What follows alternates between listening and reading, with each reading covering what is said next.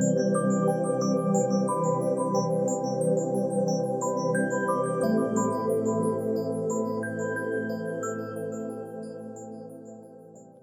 everybody, welcome to 2ZQ Hot Takes, where we discuss issues both big and small. I am your host, the very handsome Tim Kirk, and today I'll be talking about 60s and 70s cartoons, live action shows, and family TV that had some sort of impact. Quite a bit of information for young minds to take in there. A lot of issues to deal with. And first of all, we had a preponderance of supernatural and anthropomorphic characters that we just accepted passively. I'll start with one of my earliest cartoons, which was Casper the Friendly Ghost and Wendy. A dead kid who can't make friends because he scares everybody, and the little witch. Another one that had a big impact on me for some reason was Frankenstein Jr., which is a grotesque concept just in the title. And there was the Impossibles, space-age, strangely powered heroes, and also an interplanetary rock group. The Groovy Ghoulies was a collection of monsters, and they had a giant, strange hot rod, as did the Addams Family. And we had Adam Ant, which was a nuclear-powered ant who would power himself with a load of things. He could do a lot of stupid, crazy things. Space Ghost with Jan and Jace. Had a little crush on Jace. Aquaman and Aqualad. Had a little crush on Aqualad. Super Friends. I did not appreciate Wendy and Marvin. Spider-Man, although he was cool, such a neurotic kid. Of course, my hero, Superman. Always loved Superman. Put him up on a pedestal, and that was that. Superboy. I had a little crush on Superboy. The weirdest one to me was Milton the Monster, with a blowhole in the middle of his flattened head. Then there was the Herculoids, who dressed like, I don't know, a caveman or a precursor to He-Man, and the big blobby things that were like a silly putty that went Birdman and the Galaxy Trio, which was surprisingly close to Space Ghost, except for he had a bird mask instead of being a space ghost. And of course, Batman, in live action and animation in various incarnations. I never had a crush on Robin. And then Yogi Bear, Huckleberry Hound, Snagglepuss, Quick Draw McGraw, Augie Doggie, and Doggy Dad. And then something which we all accepted, but is really, really strange. Scooby-Doo. Scooby-Doo with Scrappy-Doo. Scooby-Doo in the Laugh Olympics. Scooby-Doo meets Batman and Robin. Scooby-Doo meets Laurel and Hardy. Scooby-Doo meets the Three Stooges.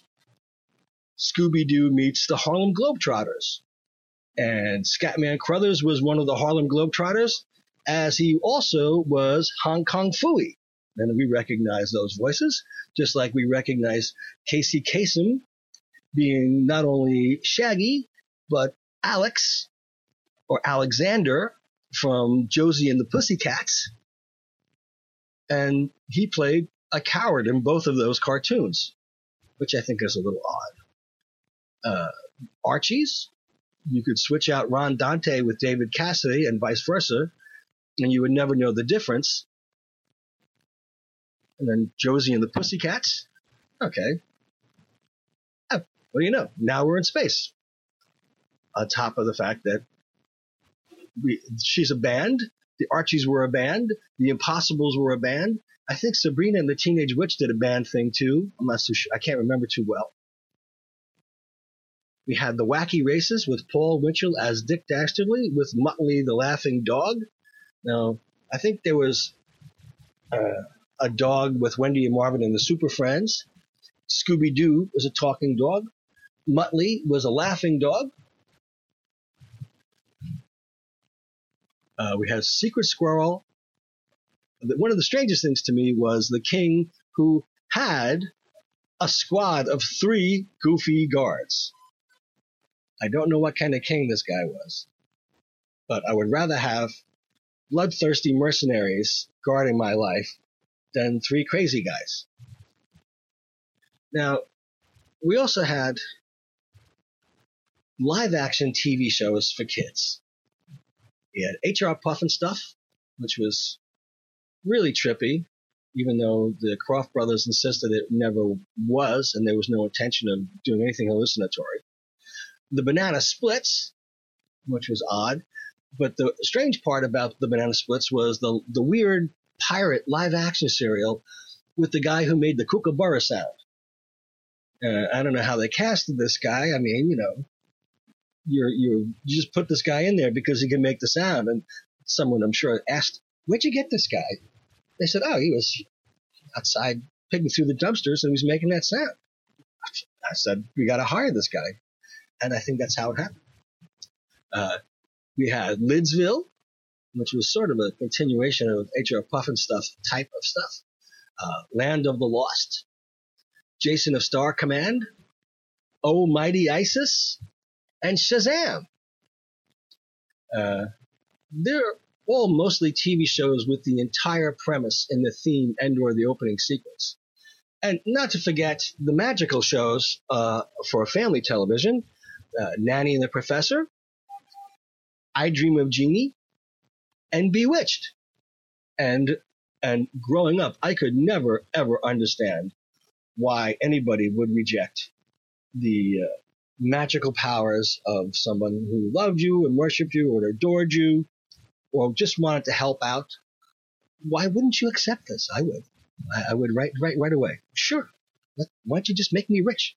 I don't understand why anyone would not want this. And then there was the Partridge Family.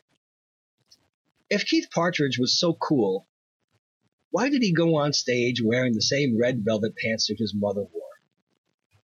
This stuff screws you up a little, because nothing ever changes with these characters. Anyway, thanks for listening. See you next time. And as the kiddies say, peace out.